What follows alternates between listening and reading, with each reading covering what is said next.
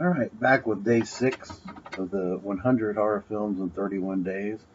Got a little behind yesterday watching some college football, so wasn't able to make a video, but I'll catch them up here. Day behind, but here we go with day 6. um, I got in 5 movies. So first up is Faceless. This is a 1988, I believe, Jess Franco slasher film that pays homage to Eyes Without a Face, kind of a reboot of Eyes Without a Face, the French classic film. I did a full review of this on my channel in a separate video, so I'm not going to cover it now. But suffice to say, that's one of my favorite Jess Franco films, and I give it a 9 out of 10. Next up is 1992's Candyman, based on the short story by Clive Barker and directed by Bernard Rose, who I think up to this point had only done like some MTV music videos, like Frankie Goes to Hollywood. I mean, I think he did a great job, and the film is, of course, an iconic film that pretty much set Tony Todd on the path to horror stardom. Um, it stars Virginia Madison and Tony Todd. Tony Todd is the one armed, not one arm, but basically he's got the hook armed Candyman. It's a very iconic character and a good story. The producers, everybody I think has seen Candyman, so I'm not sure I need to go through the story, but it's basically a supernatural story.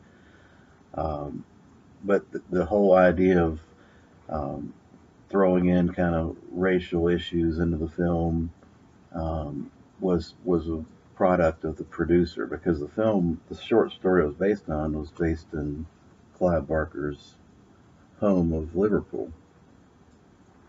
Uh, it's interesting, the producers were so concerned and anxious about uh, the settings and location and the racial issues in this film that they actually had multiple meetings. I think they went and sat down at the NAACP.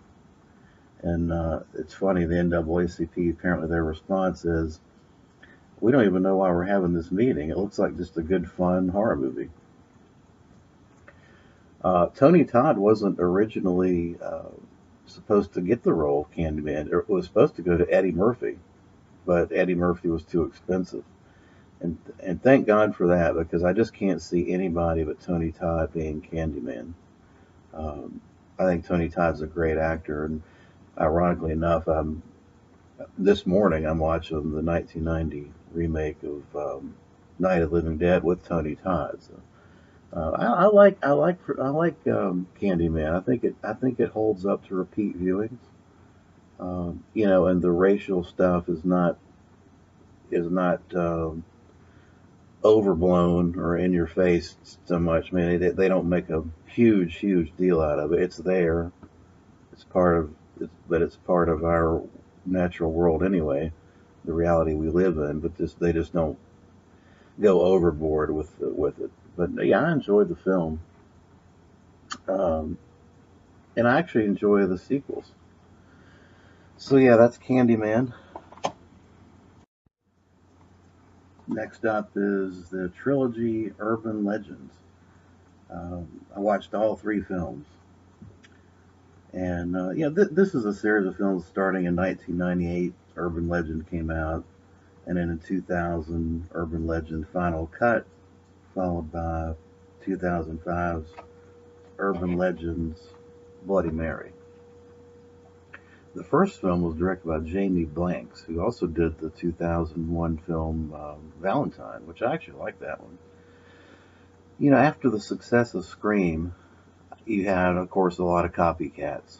And I think this is just basically a teenage, uh, let's scare some teenagers, a la Scream style, and this is what you get. I mean, I actually consider kind of the Final Destination films as basically the same thing, but you just get some really pop model kids, 20-something kids, and throw them into a slasher kind of setting.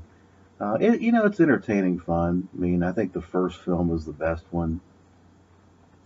It's based on kills. The kills are based on well-known urban legends. Like one of the urban legends is if you if you eat these pop rocks and drink soda, your chest will explode. Stupid shit like that. And getting killed in the back from the back seat of your car, and,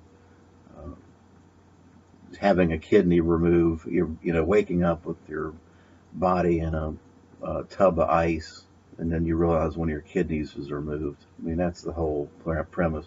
But usually the killer has some axe to grind, kind of thing. But the first film was played straight as a straight up slasher film, and it stars well, it doesn't star. It actually stars Jared Leto, who I can't stand. But I was going to say it actually includes a very, very pretty and young Tara Reid. I think she probably never looked better than she did in this film.